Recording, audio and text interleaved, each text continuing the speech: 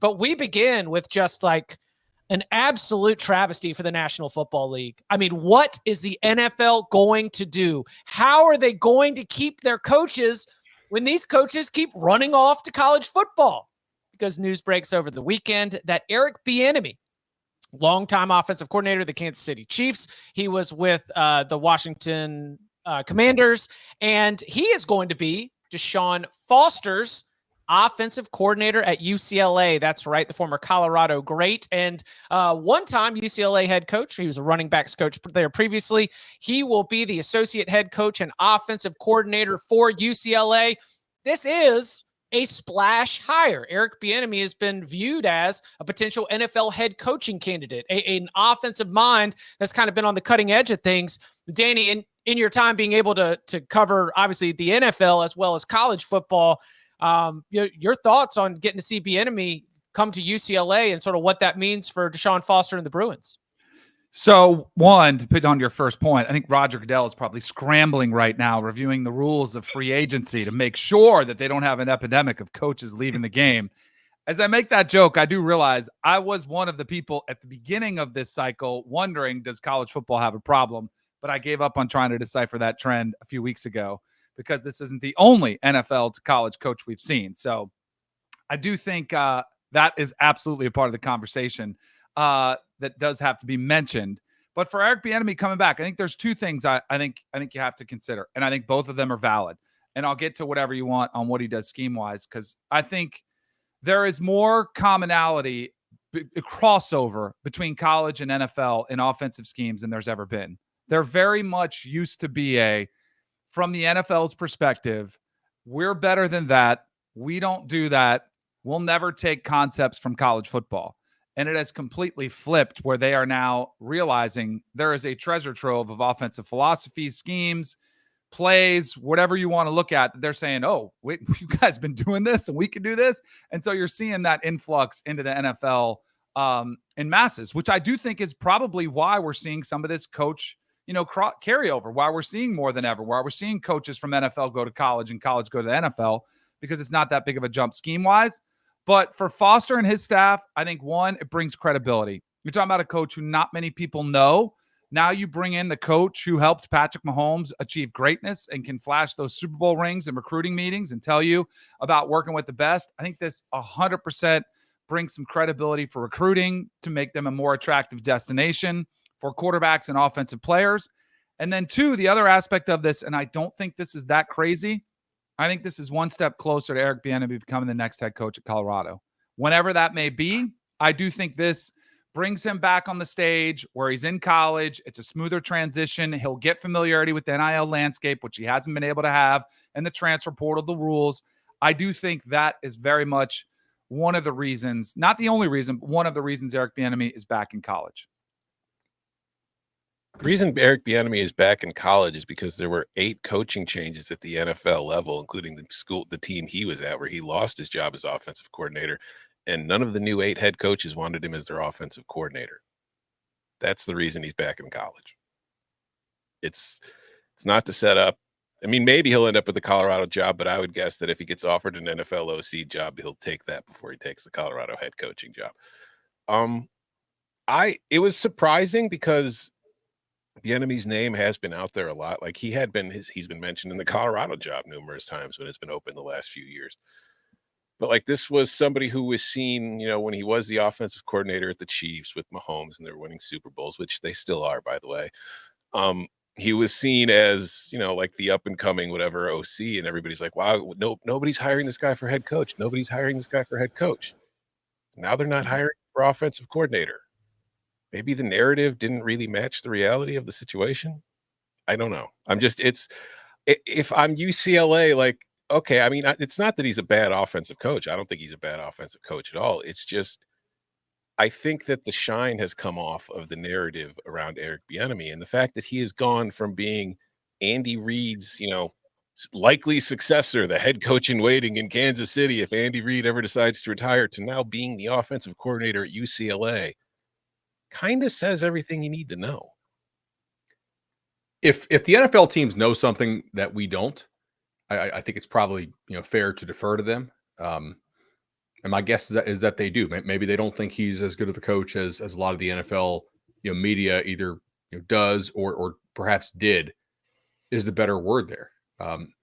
Really, in the NFL, we have a major problem. Is that not everybody gets to coach Patrick Mahomes, and it's a shame. I think it's an epidemic, right? There's only one Patrick Mahomes, and when you don't have Patrick Mahomes anymore, you do risk getting exposed. Still, like, this is a good hire for UCLA, in my opinion, because even though we can sit here and say he's probably not going to get another NFL offensive coordinator job, like he's not in super high demand in the NFL, on the recruiting trail, he can still pitch. Hey, man, like Patrick Mahomes, Travis Kelce, I worked with all those dudes. I was the OC for some Super Bowl teams. So, yeah, I think there's both things can be true. He's not in super high demand anymore in the NFL. It's still a pretty damn good hire for UCLA, given, kind of the, not restrictions, but sort of just like difficult things they have to work under right now at UCLA for Deshaun Foster. And yeah, like we see guys that, I guess the only mistake that he made here was not getting out before he lost his job, right? So, like we saw a lot of these college guys who were probably going to get fired, they jump out a year early. It's just smart to not have was fired on your resume. I think it's a great opportunity for him because you know how he's spinning this story, right? This is the quote. He said, via text message to CBS Sports NFL insider Josina Anderson and NFL writer Garrett Podell. Hope I'm getting that right. I'll shout you out otherwise if not. I chose, this is again a quote offered via text message from Eric Bieniemy to CBS Sports. I chose to fly under the radar this hiring cycle, and my experience generated a lot of interest from a number of NFL teams prior to coming to this decision. So his story is, man, I'm just working on me. I'm just going to lay low. I'm going to work on me. This is a good opportunity for me. And I agree. It's a great opportunity for him because this is a chance for you to be able to get a new opportunity to rebuild that brand. And it blew my mind, not blew my mind, but you jumped right to the place where Jeremy from the tailgate says Bieniemy is just bidding his time at UCLA until Deion flakes out at Colorado and he can go back to Boulder. Now, whether he would be really in the mix for that job, we'd see. Bud Elliott has, you've pointed out here on the podcast, look at Colorado's recruiting practices. What says that the operation right now is putting in the plan to be able to have class over class over class to still be able to build in an upward momentum with a 3 to 4 year plan? The recruiting practices do not indicate 3 to 4 year plan at this time. Is that fair, Bud? Yeah. I mean, like if Deion were to leave Colorado and Eric Bieniemy gets presented with that Colorado job next year, do you take that? Because the way Colorado's recruiting, that thing is going to be a smoking crater when you get there because of the lack of young talent. And I guess now with unlimited transfer portal, every team can be remade every single offseason. So, whatever in theory, but there is sort of a gravitas to Deion that Eric Bieniemy does not possess in terms of getting all these, regardless of how good they are. It's still hard to get 70 transfers to come say yes in one offseason and put together a team. So, yeah, like that job may not be real attractive if Deion bounces after this year, like I think a lot of us think could be an option. He was a former assistant for the Buffs as well. Tom, sorry, you want to get in here? No, there's just arguing with somebody in the chat. Last thing I want to say on this is we never would say, oh, like why wouldn't you stay in college instead of going to the NFL to a player? Right? In terms of it's a better opportunity. It's a better league. You make a lot more money. That's really going to be true for college coaches because college coaches only make what they make because the players, all the schools colluded via the NCAA to not pay the stars of the game who are actually the players, not the coaches. All right, I had a pretty good stat the other day. There's like 242 NFL players who make 10 plus million, and there's like 10 NFL coaches who make that much. Like it won't happen immediately. But all these college guys, in terms of, they're not going to be like an immediate pay cut, I think, in most situations. But there will be a serious, like relative to the inflation rate of the college coaching salaries since 1984 Oklahoma case, like since they got those TV rights and it really blew up the game. these college coaches are not going to be getting rich in the way they once were compared to what the guys that came 10 years ago did, because the stars of the game are the players. So I think in 3-4 years, we're not going to have any question about this. Of course, you go to the NFL. NFL coaches are going to make a hell of a lot more money than college coaches will in about 5 years.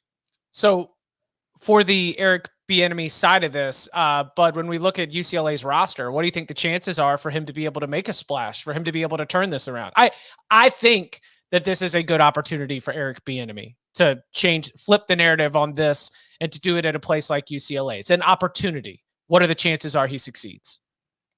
I guess it depends on what we would define success, right? UCLA, their FanDuel win total right now is 5.5. 5.5, yeah. So they're sort of coin flippy to make a bowl game in their first year in the Big Ten. I think if you're Deshaun Foster, your guy who obviously played in the NFL, UCLA's passing game and passing concepts when they weren't off play action last year were kind of limited. I think part of that's quarterback, and part of that is Chip wanting to focus more on some of the run game stuff. Maybe they're going to try to open it up with a little more diverse passing game. Yeah, they're trying to be a little more pro style, whatever that means these days. Yeah, what even is I think pro style just means he was coached in the NFL. Yeah, okay. That's pretty much what it means these days. Yeah, because there's not really much of a difference one way or the other by the time. The difference is, and this could be a problem for the hire, the difference is NFL offenses are a lot more complicated and intricate because they have a lot more time to practice it.